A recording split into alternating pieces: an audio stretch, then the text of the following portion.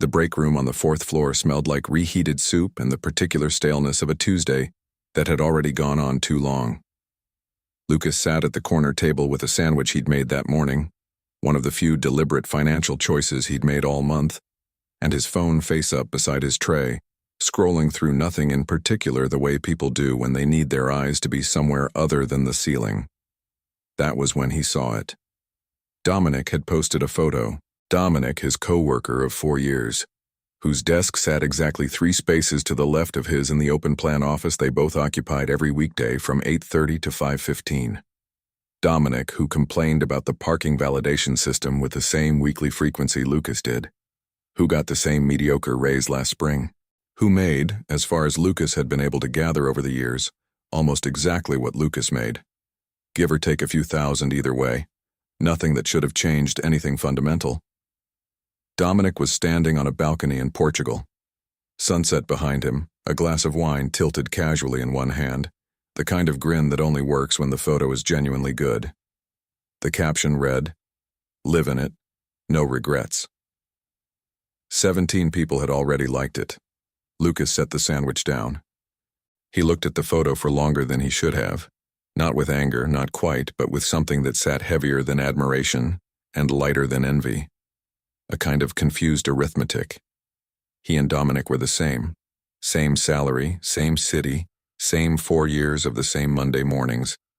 And yet there was Dominic framed by the Atlantic sky, and here was Lucas in the break room on the 4th floor, with a homemade sandwich and his phone and, when he opened his banking app without fully meaning to, $612 in his checking account. $612.43. 10 days from payday. He put the phone face down on the table. Around him, the break room continued its ordinary Tuesday rhythms. The microwave beeping, someone refilling a water bottle, a conversation about a project deadline happening just loud enough to be annoying and just quiet enough to be unintelligible. Lucas looked at the sandwich. He looked at the window. He thought about Dominic's photo with the slow, unsettling clarity of someone who has just been shown something they cannot unsee. He was 27 years old. He made a reasonable salary for a man his age in his city with his degree. He wasn't reckless exactly. He didn't gamble. He didn't have a drug habit.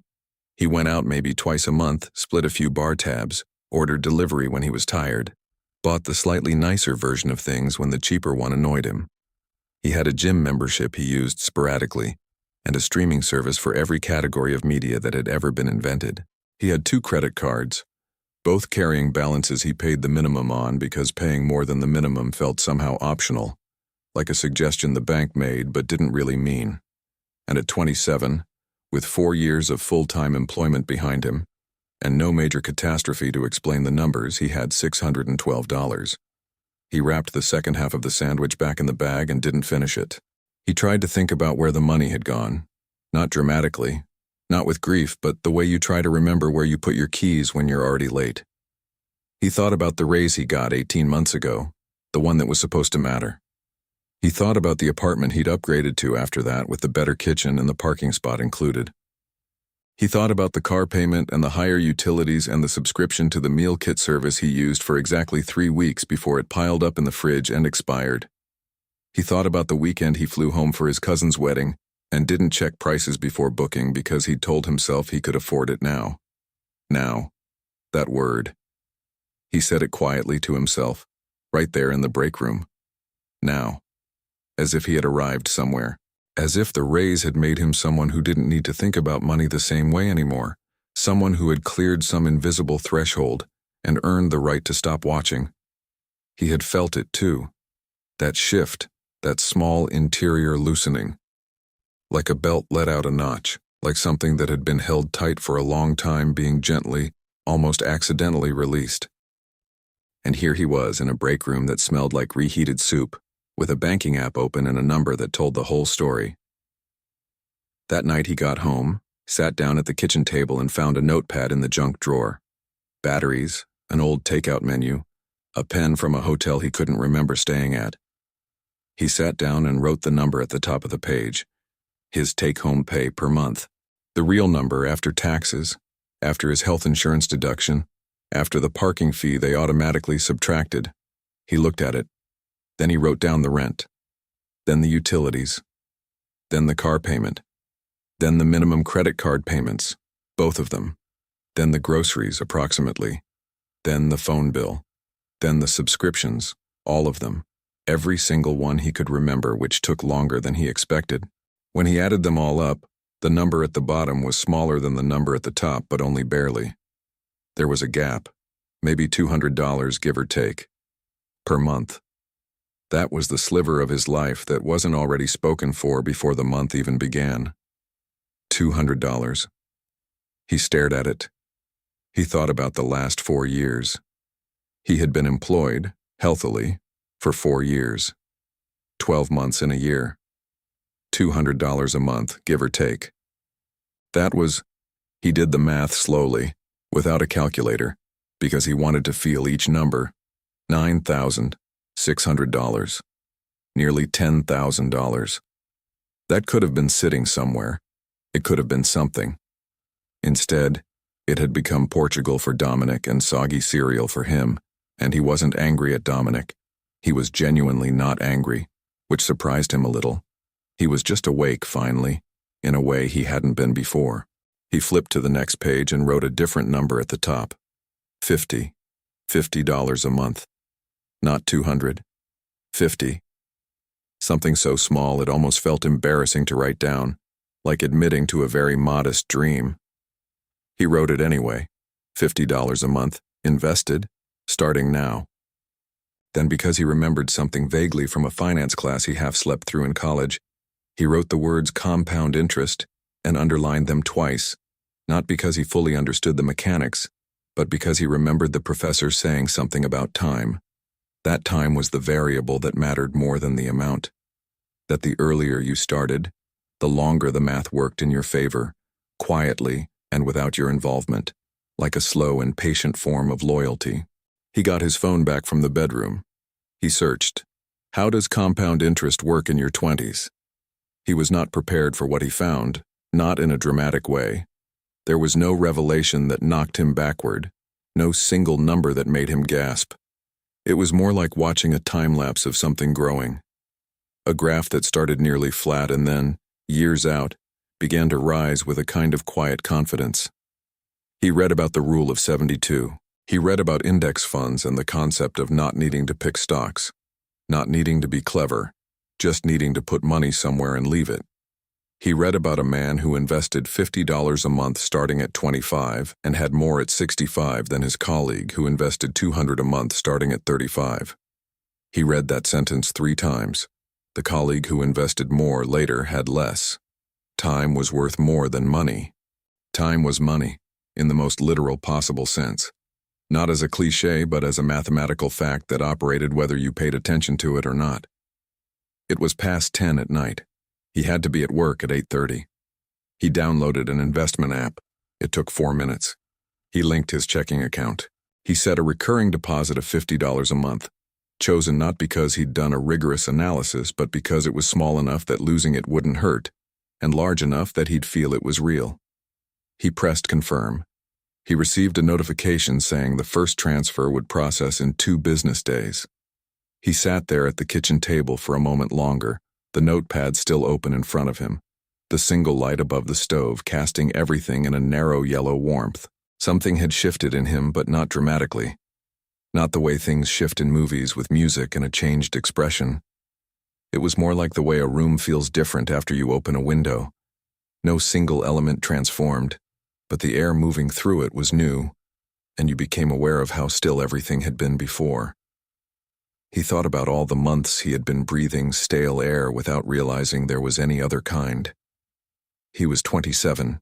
He told himself that quietly, like something worth saying out loud even to an empty kitchen. 27. And it had taken a photo of Dominic in Portugal and a soggy bowl of cereal and a kitchen light burning past midnight to make him sit down and look at the actual shape of his financial life. But he had looked. That was the thing. He had looked, and it hadn't destroyed him. And now he had an app on his phone with $50 scheduled to move in 2 business days, and that was not nothing. That was, in the strange arithmetic of beginnings, something close to everything. The weeks that followed were not a transformation. Lucas was clear about that with himself, almost deliberately so, as though he suspected that treating this as a transformation would make it fragile, something that needed to feel cinematic in order to survive. Instead, he treated it like a routine, like brushing his teeth, like something that simply happened now every month, without requiring him to feel a particular way about it. But he did feel something. He felt it mostly in small, unexpected moments. The first time was maybe 3 weeks later, standing in line at the grocery store with a cart that had actual vegetables in it. Not aspirational vegetables he would eventually throw away, but the ingredients for 2 specific meals he had written down before leaving the apartment. He looked at the total when the cashier read it out, and it was less than he expected, and he realized the reason it was less was that he hadn't thrown anything extra in the cart, hadn't picked up the fancy crackers or the chocolate bar at the register, hadn't done any of the small impulsive additions he'd always done before. Not because he'd denied himself exactly, but because he'd walked in with a plan, and the plan had simply held. He paid and walked out and stood next to his car for a moment in the parking lot, key in hand, feeling something he couldn't immediately name. It wasn't pride, quite. It was more like the sensation of having kept a promise to himself and discovering that keeping it felt different from making it. More solid. Like a floor you test with your weight and it doesn't give. He called his mother that night. She was washing dishes when she picked up. He could hear the water in the background. And she asked how he was. And instead of saying fine, the way he always said fine, he told her he'd started investing. He didn't know why. It wasn't a conversation he'd planned or a milestone he'd set out to announce. It just came out. She went quiet for a moment. Then she said, "I wish your father and I had done that earlier." And her voice had something in it, not regret exactly, but a kind of tenderness toward a version of herself that didn't know the things she knew now. "We always thought we'd start when things settled down," she said. "But things don't settle down. They just change into different things." He thought about that for a long time after they hung up. Things don't settle down. They just change into different things. He wrote it on the notepad that still sat on his kitchen table, under all the numbers from that Tuesday night. He wasn't sure why. Maybe because it felt like something worth holding on to. Not a rule exactly, but a truth that kept company well. He had been waiting, he realized, without knowing he was waiting. Waiting for the right salary, the right moment, the right level of settledness that would make starting feel safe instead of presumptuous. As if investing were something you earned the right to do, like a promotion or a reward, rather than something you simply began, quietly, in a kitchen, with $50 and a phone screen and the willingness to look. The months accumulated, not dramatically, not in leaps. He didn't pay off his credit cards in a single heroic gesture. He didn't overhaul his entire life or start waking up at 5 in the morning or meal prep 17 portions of quinoa on Sundays. He just kept the habit. $50 every month, transferred automatically into the account he never touched, the one whose balance he checked occasionally. Not obsessively, not with anxiety, but with the careful, measured satisfaction of someone watching something grow that they planted themselves. He increased it to $75 after 4 months. Not because he had dramatically more money, but because he'd found $25 somewhere in the accounting. A subscription he'd canceled, a slightly cheaper phone plan he'd switched to, and instead of absorbing that into the ambient spending that had swallowed everything before it, he redirected it. He felt almost unreasonably pleased about that. $25. He moved $25 from one category to another and felt like he'd done something meaningful, which meant he probably had. At 6 months, he went back to that same notepad and did the math again. Not with drama, not with ceremony. He just sat down one evening after dinner and looked at where things stood. The investment account had grown, not because of anything he'd done, but because the market had moved, and because his contributions had been there to participate in that movement. There was a number in that account now that he had not had 6 months ago, a number that would become a larger number if he kept doing what he was doing, and keep becoming larger numbers after that, compounding quietly through years he hadn't lived yet. He thought about who he would be at 35, at 45, at 65. He thought about these versions of himself the way you might think about someone you haven't met yet, but feel a responsibility toward. A stranger who would inherit whatever choices he made now, who would live inside the financial reality that the 27-year-old version of him was constructing, month by month in an apartment on Maplewood Drive. He wanted to leave that person something good. It was such a simple thing, phrased like that. But it reframed everything. Every $50, now 75, soon he hoped 100, wasn't a sacrifice. It was a letter to a future self, a form of care directed forward through time. He was not depriving his present self. He was investing in someone who would someday be him, standing somewhere he couldn't yet see, with choices available because choices had been made. Spring arrived. He ran into Dominic at the coffee machine one morning, and Dominic mentioned he was looking at another trip, maybe Japan this time. And Lucas said that sounded incredible and meant it. He wasn't jealous, or at least the jealousy was softer now, more like admiration than ache. He thought, I could do that too, eventually. Not the same way, maybe, but my own version of it, built on ground I can actually stand on. He opened his investment app that afternoon, not to check the balance, but just to see it.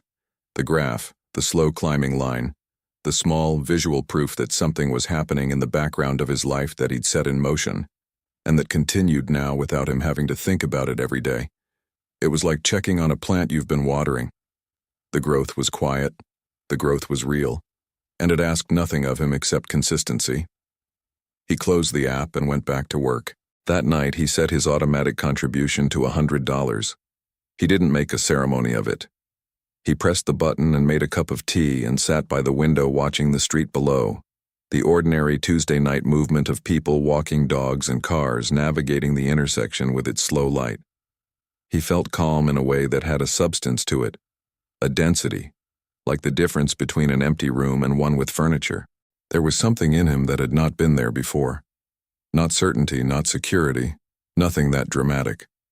Just a quiet understanding that he was moving in a direction, that the months ahead would not be identical to the months behind, that the 27-year-old staring at $612 in the dark had done something that mattered, even if it started with $50 and a notepad and a photo of Dominic in Portugal.